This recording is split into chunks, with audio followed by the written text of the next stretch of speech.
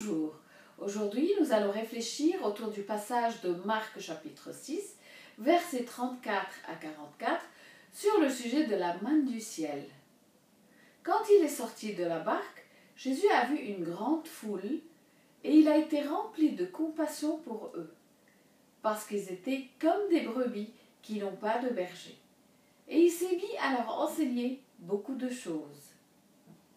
Comme l'heure était déjà bien tardive, ses disciples se sont approchés de lui et lui ont dit, je cite, « Cet endroit est désert et il est déjà tard, renvoie-les pour qu'ils aillent dans les campagnes et dans les villages des environs pour s'acheter du pain, car ils n'ont rien à manger. » Fin de citation.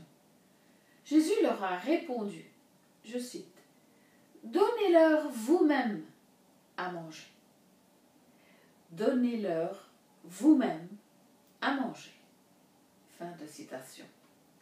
Mais ils lui ont dit, je cite, « Faut-il aller acheter des pains pour 200 pièces d'argent et leur donner à manger ?» Fin de citation. Et il leur a dit, je cite, « Combien de pains avez-vous? Allez voir. » Fin de citation. Et ils s'en ont assuré et ils ont répondu, 5 et 2 poissons. Alors il leur a ordonné de les faire tous asseoir par groupes sur l'herbe verte.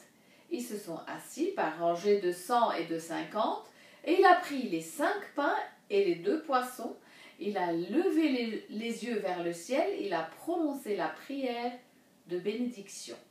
Puis il a rompu les pains et il les a donnés aux disciples pour qu'ils les distribuent à la foule. Il a partagé aussi les 2 poissons entre tous. Tous ont mangé et se sont rassasiés et ont emporté 12 paniers pleins de morceaux de pain et de ce qui restait des poissons. Ceux qui avaient mangé les pains étaient au nombre de 5000 hommes. L'histoire d'aujourd'hui est celle de Jésus multipliant miraculeusement quelques poissons et pains pour nourrir plus de 5000 personnes. C'est l'une des rares histoires que l'on puisse trouver dans les 4 évangiles.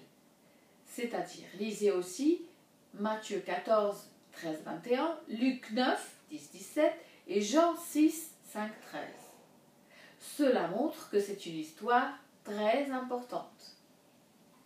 Le récit est pratiquement le même dans les 4 évangiles. Bien que l'évangile de Jean ait parlé d'un petit garçon ayant offert initialement les pains et les poissons, pourquoi cette histoire est-elle si importante? D'une part, le pain a une signification spirituelle. Vous vous souvenez lorsque Jésus a dit qu'il était le pain de vie, Jean 6, 35?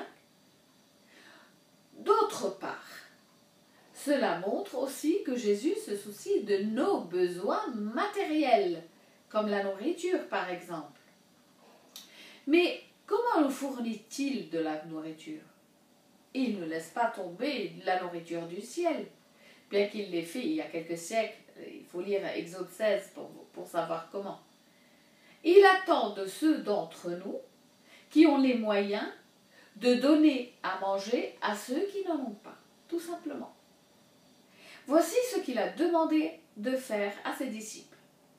Je cite, « Vous leur donnerez à manger.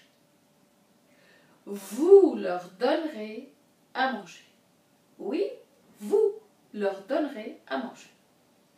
Je suis sûre qu'ils ont été surpris.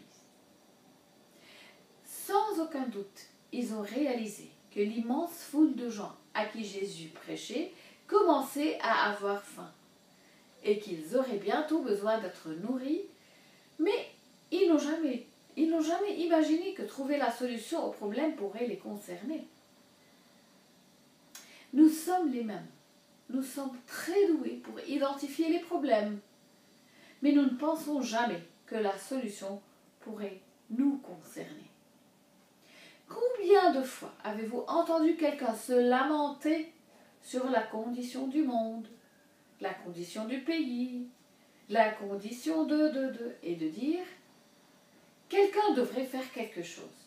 Oui, c'est vrai, Mais si ce quelqu'un qui devrait faire quelque chose était vous, était moi, et si ce quelqu'un était toi, toi, toi, comprenez ce que je veux vous dire.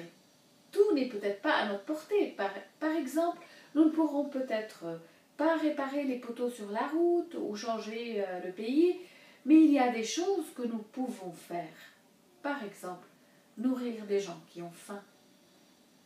Ce ministère a des équipes implantées dans plusieurs endroits dans le monde qui aident ceux qui en ont besoin. Par exemple, nos équipes à Beyrouth ont servi les réfugiés, en particulier les Syriens qui résident dans des camps.